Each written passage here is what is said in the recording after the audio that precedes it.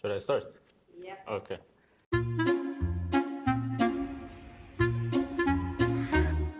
Good morning. Welcome to a new book and a new episode of I Read For You. Today in our company and yours, we have Mr. Stephen. Welcome. Thank you. So, Mr., what have you brought today? Yeah, I've brought. First of all, thank you for inviting me to this session. I feel very honoured. The book I've brought today is this book, which some of you might have recognised. We're going to zoom in there so you can see the name of the book. Okay, so the book is called "The Boy, the Mole, the Fox, and the Horse," and they are the only characters in this entire book.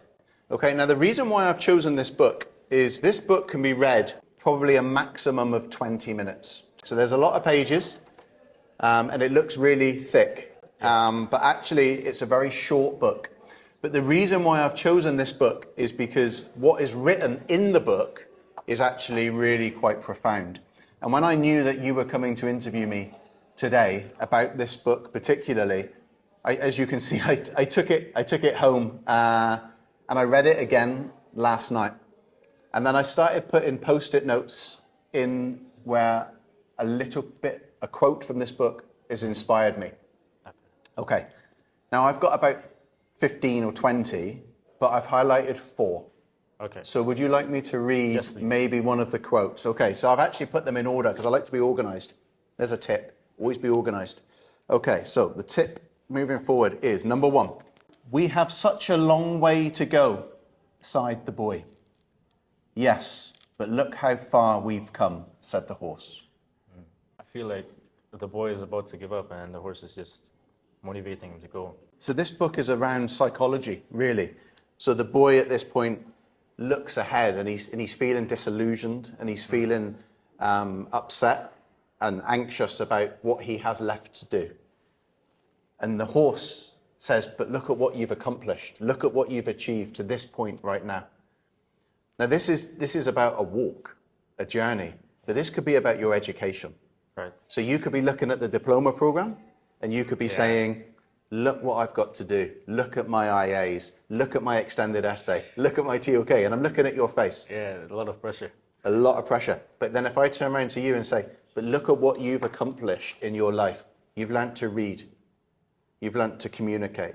You've learned to probably talk maybe 1, 2, maybe even 3 languages. You've learned maths. You've learned science. You've learned all these things. Number 1. You want another one? Yes. I think I'm going to get you to buy this book by the end. Okay. I think I should. Yeah. Number 2. Okay. What is the bravest thing you've ever said? Asked the boy. Help, said the horse. Oh, that one word emphasis, help. And to get anywhere in life and to get anywhere, you need help. Whether or not that's running a school, getting to school, getting up in the morning, whatever, you need help because you need an alarm clock or you need a phone to go off. You have help. Getting to school safely. Maybe that's a bus driver, maybe it's a driver, maybe it's walking. You need help from people around you to make sure that you're safe. But also, when we come back to education, you won't achieve your goals, your dreams, your ambitions without help.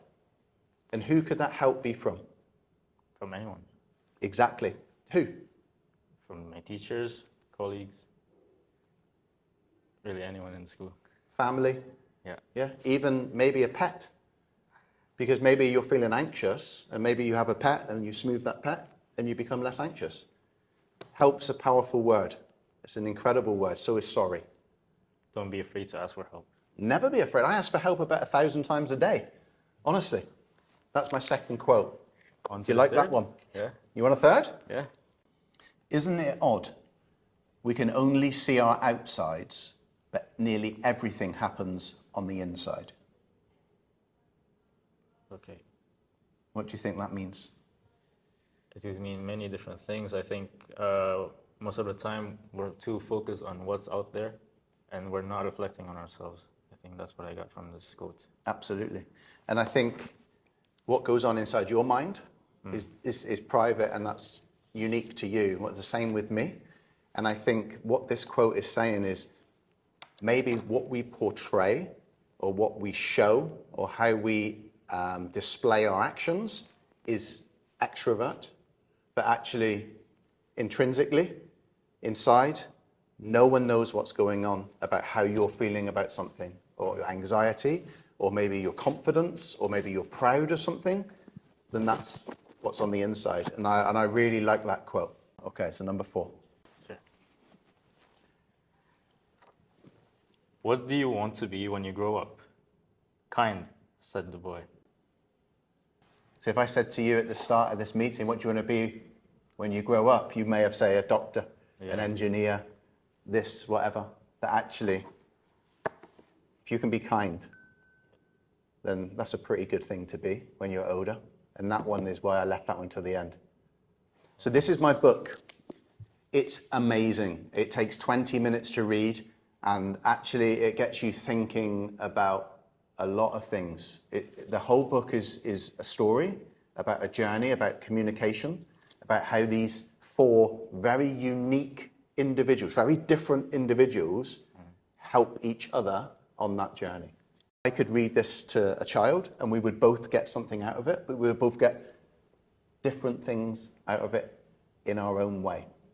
So for a lot of people out there, reading is very hard for me. For example, I started reading this year. Can you give a piece of advice for reading in general for young students? I think in a world now where technology is so prevalent in everything that we do, be it watching the TV, the movies, or maybe going onto a computer or an iPad or a phone, I think you can lose the core grasp of what you are watching.